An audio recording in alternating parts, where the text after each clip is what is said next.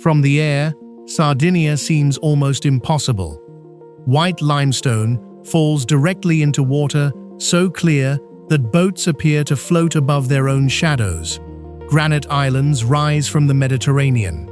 Ancient stone towers stand alone in empty fields. And far inland, villages cling to mountains, where traditions have survived longer than many of the countries surrounding them.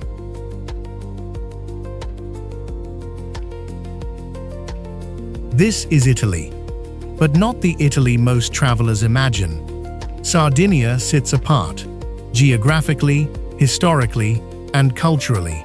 The island is famous for its beaches, but the coastline is only the beginning. Beyond it are prehistoric settlements, Phoenician ruins, Catalan streets, deep canyons, former prison islands, painted villages, and landscapes protected precisely because they remain difficult to reach. Italy's official tourism portal describes Sardinia through its emerald sea, nuraghe, unspoiled nature, and millennia-old traditions. And that creates a question. How can an island in the middle of one of the most traveled seas on Earth still feel so wild? To answer it, we are going to cross Sardinia from south to north, from cities built beside salt lagoons to beaches without roads, and finally into the mountains at the island's heart. Because the real wonder of Sardinia is not simply what survived here, it is how much of it still feels alive.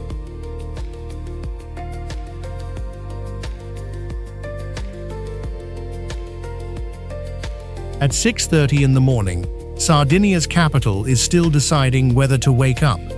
Delivery vans move through the narrow streets. Metal shutters rise one by one. The first coffee disappears almost as quickly as it is poured. From the old Castello district, the city falls toward the Mediterranean in layers of pale stone, rooftops, and church domes. But look beyond the buildings. Something unusual is happening.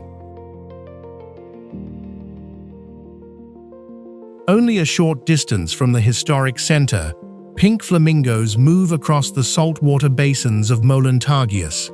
For decades, a large colony has lived here, in a wetland that once supported commercial salt extraction. Today, Moluntargius Saline is a protected regional park containing both freshwater and saltwater basins, and one of Sardinia's richest bird habitats. That proximity explains something about Cagliari. Here, the city never completely wins. Nature keeps breaking back through. Beyond the lagoons lies Poeto, the long urban beach where Cagliari seems to dissolve into the sea. In another European capital, this much coastline might be separated from daily life by towers, highways, and private development. Here, the beach functions almost like another neighborhood. People run before work. Families arrive late in the afternoon. Cyclists follow the coast, and behind them, flamingos stand in water that was once part of an industrial landscape. Italy's tourism authority describes Cagliari as a city set between limestone, sea, and former salt pans, with Moluntargius sitting remarkably close to the urban center. But Cagliari is only the modern surface. To understand Sardinia, we have to leave the capital and drive inland. Because less than an hour from the coast, the island becomes much older. Much older.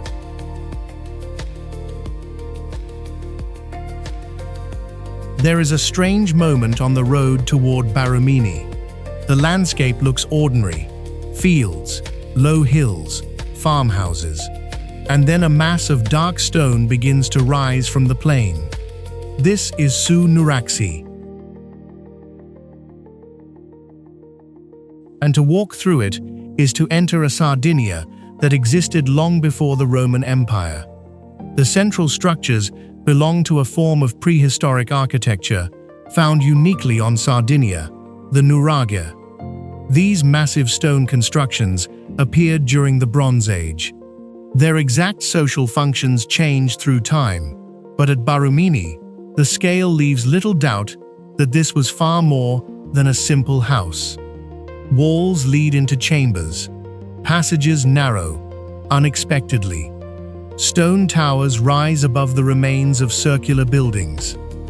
And everything was created without concrete, steel, or modern machinery.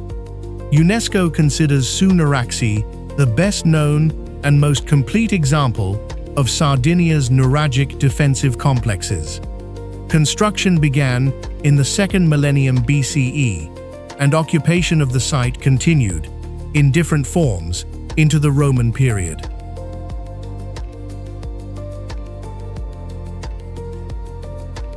What makes this place unsettling is not its size. It is the silence surrounding the people who built it. We know their architecture. We recover their tools. We trace the settlements they left behind. But the towers still create questions that the stones cannot answer completely. Who controlled them? How were these communities organized? Why did this particular building tradition become so deeply Sardinian? Across much of Europe, ancient identity survives in books. Here, it survives in the landscape. And Sardinia's relationship with the outside world was only beginning. Centuries later, new ships would appear along the western coast: Phoenicians, Carthaginians, Romans. Their destination takes us toward a peninsula where ruins now stand between water on both sides.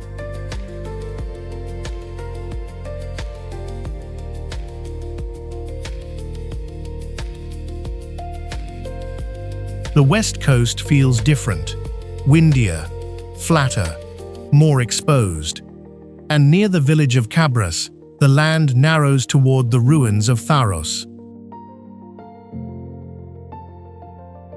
The Phoenicians founded a city here in the 8th century BCE on a site that already had a nuragic presence. Later came Carthaginian influence, then Rome, then Byzantium.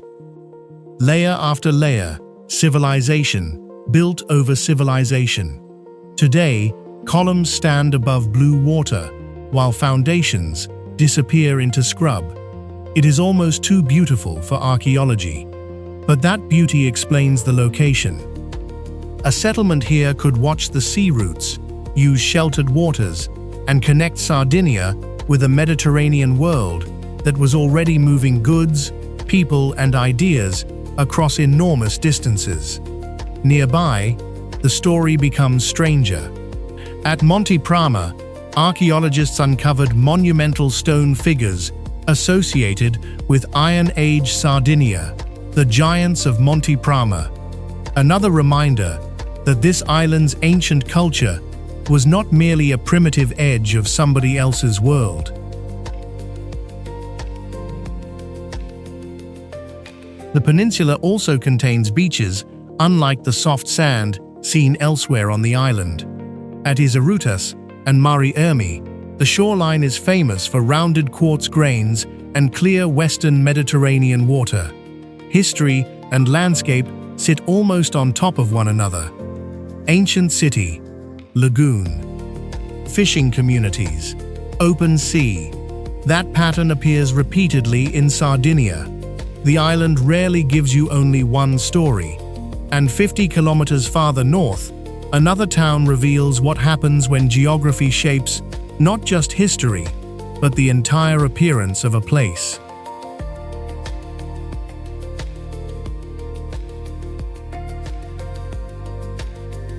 From above, Bosa looks painted rather than built. Yellow, rose, blue, ochre. Houses climb the hillside beneath the Malaspina castle, while the Temo River moves quietly toward the sea.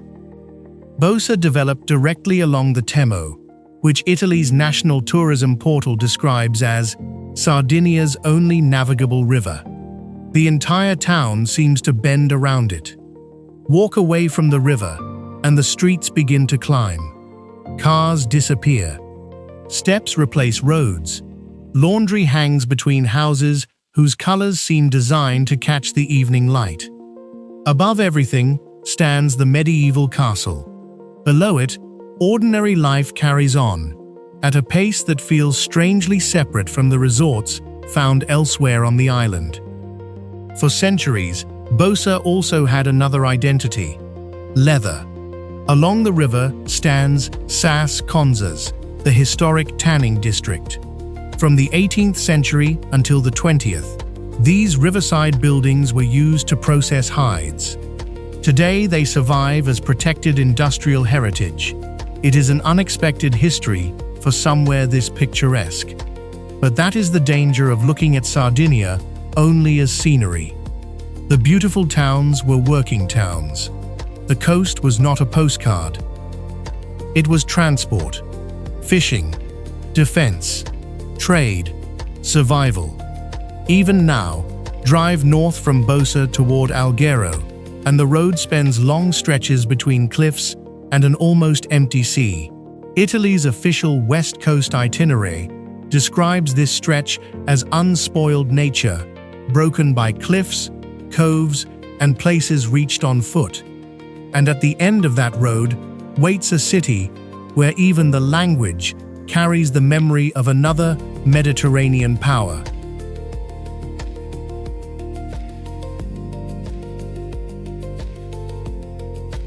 At sunset, Alghero turns gold. The old defensive walls face west, directly into the evening light. People walk the ramparts. Fishing boats return.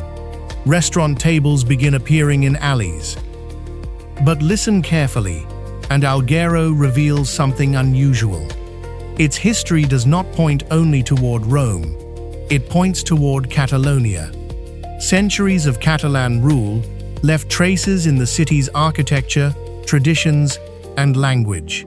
The historic connection became so strong that Alghero was once known by Catalan rulers as Barceloneta, Little Barcelona.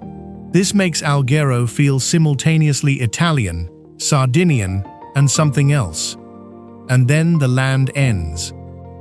About 40 minutes away, Capo Caccia rises above the Mediterranean as a wall of limestone. Inside that wall is Neptune's grotto. Stalactites descend from the ceiling. Stalagmites rise from below. Water sits almost perfectly still in the darkness. The cave can be approached from the sea or by descending more than 650 steps along the dramatic Escala del Cabirol, carved into the cliff. This is another Sardinian pattern. Above ground, harsh rock. Below it, hidden water. A landscape that appears dry and simple until you enter it. But the most dramatic transformation on this coast occurred farther north. There, an entire island, once designed to keep people inside, is now protected to keep human pressure out.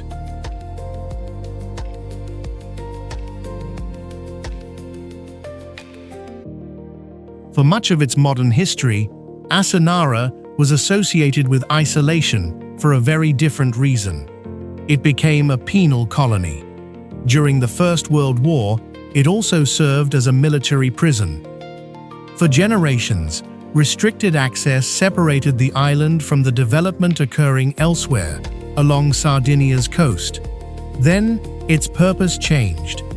Today, Asinara is protected as a national park. Roads cross open scrub. Old institutional buildings sit beneath an enormous sky. Beaches lie beside water, almost unnaturally clear. The absence of dense development gives the island a feeling that is difficult to manufacture, because it was not manufactured. It resulted from a complicated history of exclusion. That creates one of Sardinia's strangest paradoxes. A place once defined by confinement became valuable because people had been kept away from it. Now conservation defines the landscape.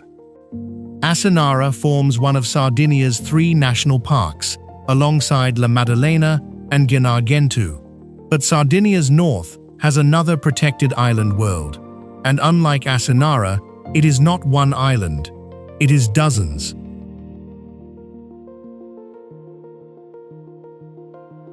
The first thing you notice is the color.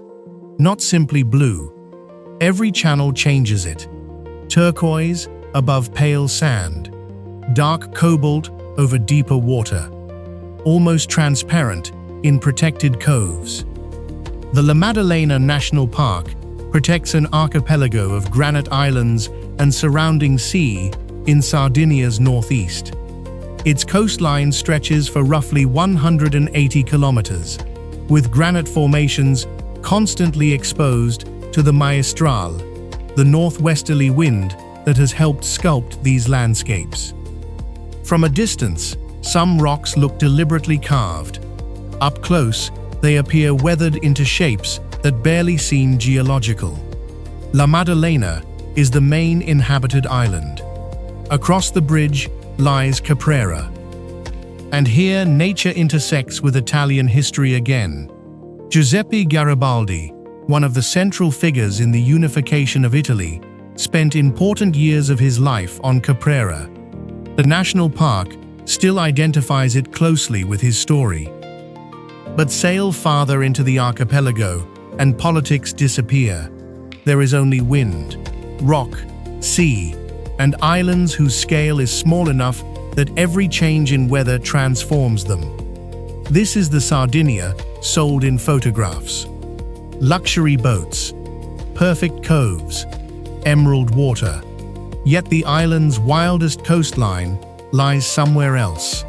On the eastern shore, the mountains approach the sea so abruptly that for long stretches, roads simply lose the argument.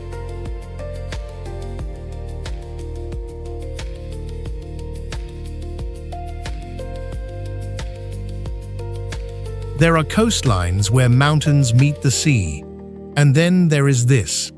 Along the Gulf of Orgosolo, limestone walls rise above coves hidden beneath the Supramonte. Some beaches are difficult to reach from land, others are approached by boat. The result is a coast where geography still controls movement. And then comes Cala Golorizze, a white shoreline, transparent water, a natural arch, and above everything, a limestone pinnacle rising 143 meters like a stone needle beside the Mediterranean. The beach has been protected as a natural monument since 1995. Access is deliberately controlled, and boats remain offshore rather than landing directly on the beach. Visitors arriving from land reach it by trekking through the Supramonte di Baune. That difficulty changes the experience. There is no promenade behind the beach, no row of hotels, no parking area 10 meters from the water. The journey is part of the place, and Cala Golorizze is only one cove. Cala Sicine, Cala Mariolu, Cala Luna. Small beaches appear one after another, beneath cliffs that seem determined to keep the interior and the sea apart. Italy's official Gulf of Orgosolo itinerary describes this coastline through its preserved coves and difficult access beneath the Baune limestone. But the cliffs do not end at the shoreline. Follow them inland, and the ground begins to split open. Because Sardinia hides one of its greatest landscapes, where no sea is visible at all.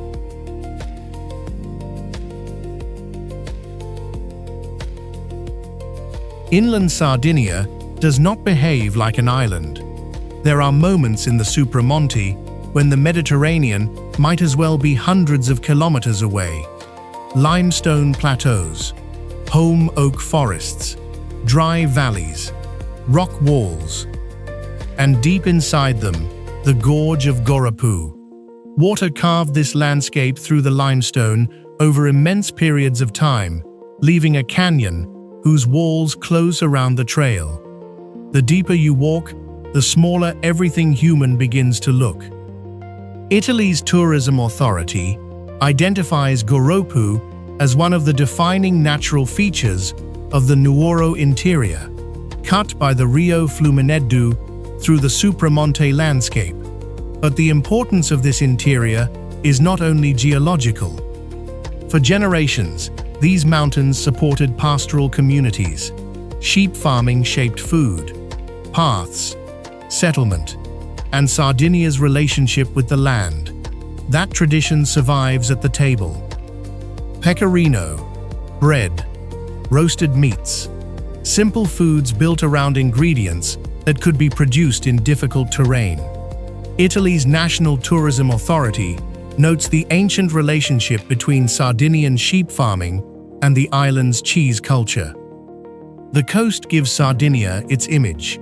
The interior gives it weight. And nowhere is that more visible than in Barbagia.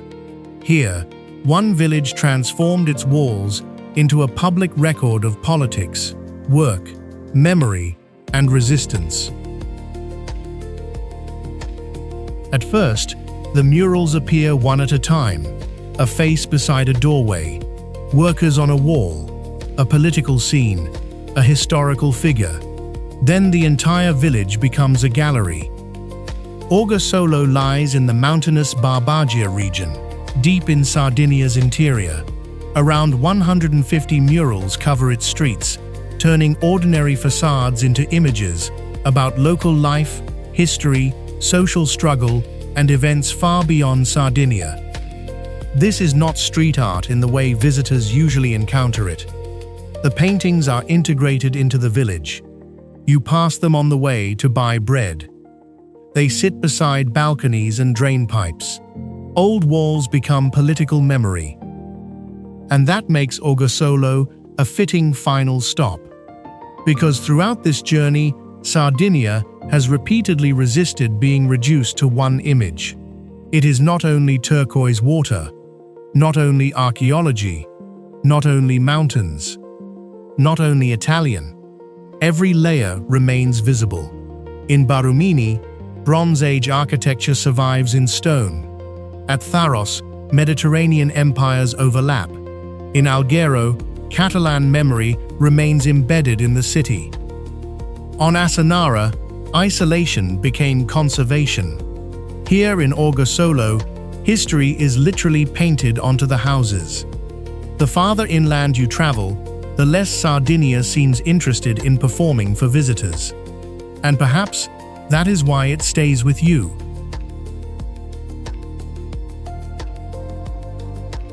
There are easier Mediterranean islands, places where highways run straight to the beach, where resorts remove every inconvenience, where the landscape has been reorganized around the visitor.